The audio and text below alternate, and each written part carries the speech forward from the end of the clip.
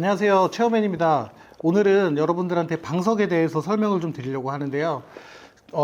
척수손상 환자들이 가장 많이 사용하고 있는 보편적인 방석이 로호라는 방석을 많이 쓰고 있어요. 근데 기존에는 불과 한 2년 전, 3년 전까지만 해도 이 로호 방석이 건강보험공단에서 환급을 받을 수 있는 품목 안에 있어서 자부담만 부담하시고 구매하실 수 있는 방석이었는데요.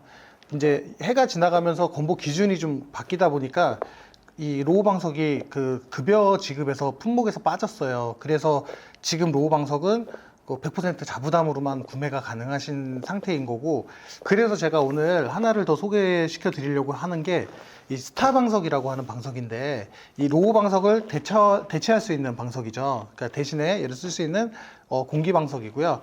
뭐 쓰시는 분들의 얘기를 들어보자니 뭐 제품이 썩 나쁘지 않아요. 지금 이게 노란색이지만 얘도 여기에 보시면 이제 커버가 이렇게 같이 있어요.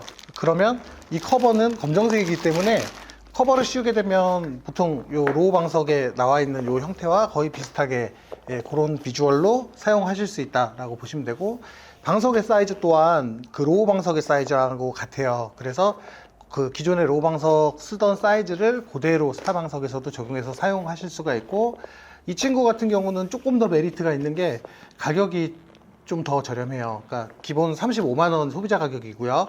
근데 공단 지원금이 22만 5천 원 정도 나올 거예요. 그래서 기초승부 생활자 같은 경우에는 자부담을 7만 5천 원 정도 하시면 되고요.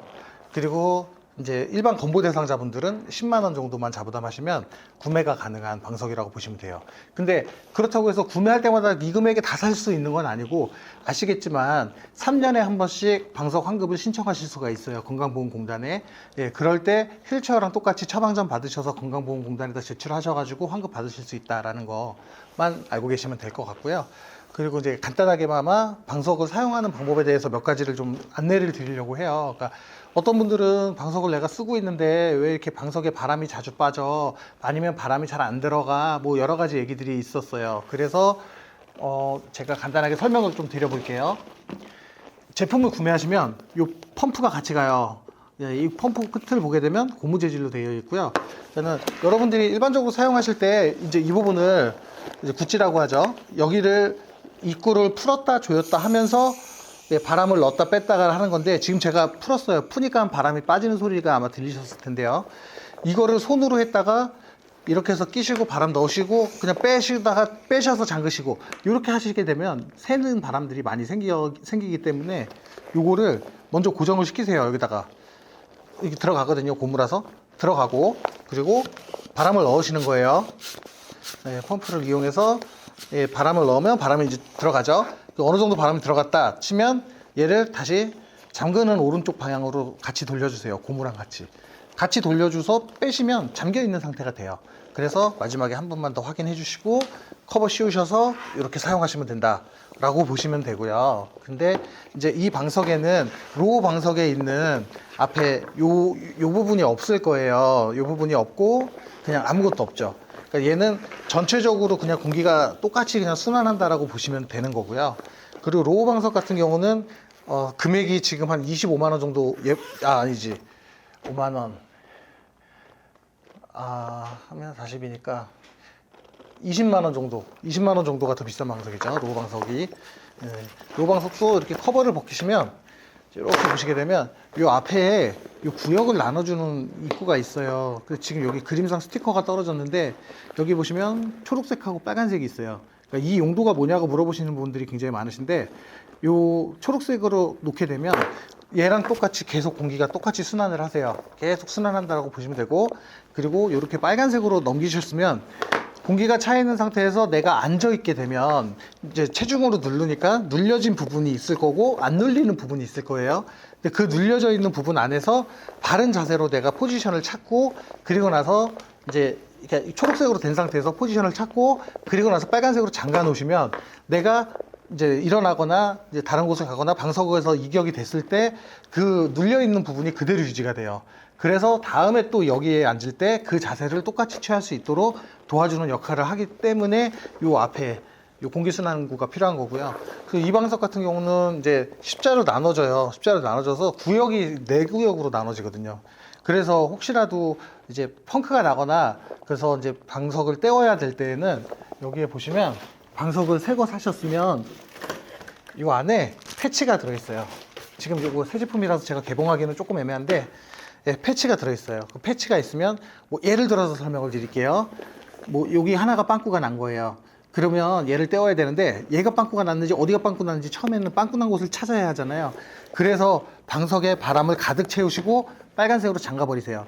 그럼 제가 아까 말씀드렸듯이 셀이 4구역으로 나눠지기 때문에 그 펑크가 난 그 구역만 죽겠죠, 숨이. 나머지는 공기가 순환을 하는 건 아니니까 나머지는 이제 저기 펑크가 안 난 부분이다라고 생각하시면 되고요. 그래서 그 펑크가 난 부분에 대해서 이제 바람이 빠졌을 테니까 그리고 그렇게 해놓고 요거를 다시 초록색으로 딱 옮겨놓으면 공기가 순환을 하기 때문에 이렇게 숨이 죽어있던 애들이 다시 살아날 거예요. 그때 물에 담궈요. 싱크대에다가 물 받아 놓으셨다가 이렇게 막에 막아 놓으셨다가 이제 요 방석 들어갈 정도, 다 찰 정도만 받으시고 얘를 거기다 담그면 그 우리가 쳐져 있던 셀 구역에 있던 그 곳에서만 집중적으로 찾으면 돼요. 그러면 공기방울이 뻑뻑뻑뻑 올라오는 데들이 있을 거예요. 거기가 펑크가 난 곳이라서 뭐 예를 들어서 그곳이 이곳이라고 치면 여기 끝이라고 칠게요. 그러면 여기가 펑크가 나서 바람이 뽀뽀뽀 올라오죠. 공기방울이. 그러면 여기다가 저희가 하는 방법은 여기다가 살짝 빼바로 물기는 당연히 다 제거하셔야 되고요. 그리고 빼바로 살짝만 비벼서 고무를 좀 헝겊게 만들어 주고요. 그리고 가지고 계신 패치를 이렇게 붙였다가 붙인 다음에 조금 두셔야 돼요. 이거를 붙였다 바로 바람을 넣으면 얘가 접착이 잘 나오지 않은 상태인데 그 상태에서 이제 다시 떨어지실 수 있어요. 물기가 남아 있어도 떨어지실 수가 있고 충분히 건조가 되고 그리고 나서 패치를 붙이고 그리고 패치가 충분히 붙을 수 있을 만큼의 시간적 여유를 주고 그래서 보통 저희 하루를 재우거든요. 그래서 그렇게 하고 나서 바람을 다시 넣으시고 테스트를 하시면 돼요. 바람이 새는지 안 새는지를. 그렇게 패치를 이용해서 수리를 하는 방법이 있기 때문에 공기방석들은 사용하시다 보면은 어쩔 수 없이 펑크나는 부분이 생길 수밖에 없어요. 그래서 그랬을 때마다 내가 이거 펑크 나는 것 때문에 너무 불편하고 못 쓰겠어 막 이렇게 생각하시기도 하거든요. 근데 사실 불편하기도 하죠.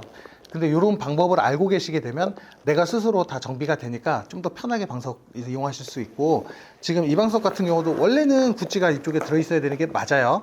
근데 저희가 이 구찌 부분에서 펑크가 났기 때문에 요렇게 떼어놓은 거예요. 근데 요거는 저희는 패치로 떼운 게 아니고 기존에 갖고 있었던 고무들이 있어요. 그 고무를 이용해서 이렇게 다 떼어놓은 거고 그리고 좀 많이 찢어졌어요. 그러니까 구멍이 난 게 아니라 아예 그냥 다 찢어져 버렸어요. 그런 데들은 아예 제거를 할 수도 있어요. 제거해서 요 부분을 막아 놓는 거죠. 요 부분에 셀 하나 없다고 해도 방석을 쓰는데 문제는 없는 거니까 비싼 방석이다 보니까 이런 식으로라도 수리를 해서 사용하시는 게 좋고 그리고 여기 끝에 보면 여기 테두리에도 이렇게 입처럼 나와 있는 애가 있어요. 이 입처럼 나와 있는 애가 그 이유가 다른 게 아니라 이렇게 구찌를 끼울 수 있게 만들어 놓은 거예요. 그러니까 예를 들어서 처음에 이제 방석을 구매하시면 요 구찌 부분이 요 스위치 왼쪽 상단에 있어요. 상단에 여기에 잘려 있어서 여기서 사용을 하시는데 이 부분들이 이렇게 나와 있다 보니까 트랜스퍼를 하거나 뭘 하거나 하면서 자꾸 움직이다가 쓸려서 여기가 찢어지는 경우가 더러 많아요. 그래서 커버 실 때 이걸 내놓지 말고 저는 항상 커버 안에다 이걸 넣으시라고 말씀을 드리거든요.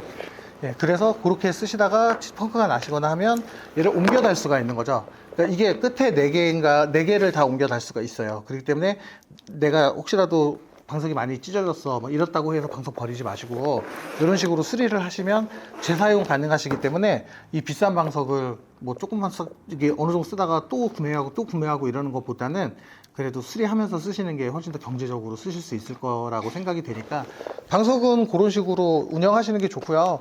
그리고 방석이 뭐 되게 중요한 역할을 해요. 우리들한테는. 그러니까 척수손상 환자들은 어차피 이 근육이 빠지기 때문에 엉덩이 살도 같이 빠지게 되거든요. 그랬을 때 앉아 있을 때 그 눌리는 부분이 엉덩이 그 뼈가 눌려 있는 부분이 공기방석이 아닌 일반 폼방석이면 딱딱해서 그 부분 때문에 계속 그 무게가 가해지다 보면은 그 부분에 상처가 생기실 수도 있고 그 부분이 조직이 괴사가 돼서 욕창이 생기실 수도 있기 때문에 항상 그래서 공기방석을 추천을 드리는 거니까요.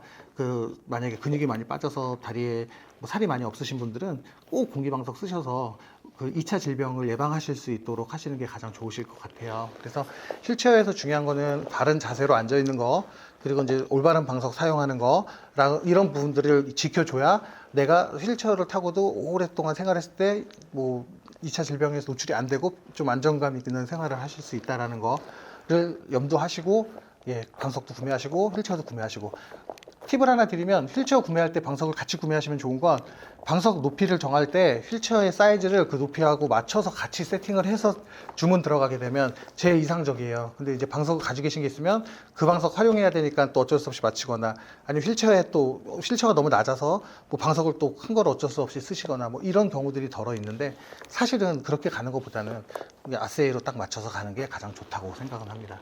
그래서 오늘도 여러분들한테 좀 도움이 될 수 있는 영상을 준비를 좀 해봤는데 뭐 필요하신 분들은 뭐 댓글로 더 궁금하신 내용이 있으시면 남겨주시면 제가 그 답글로 빨리 해서 그 여러분들이 그 불편하거나 필요하신 부분 답변 드릴 수 있도록 예 그렇게 준비하겠습니다.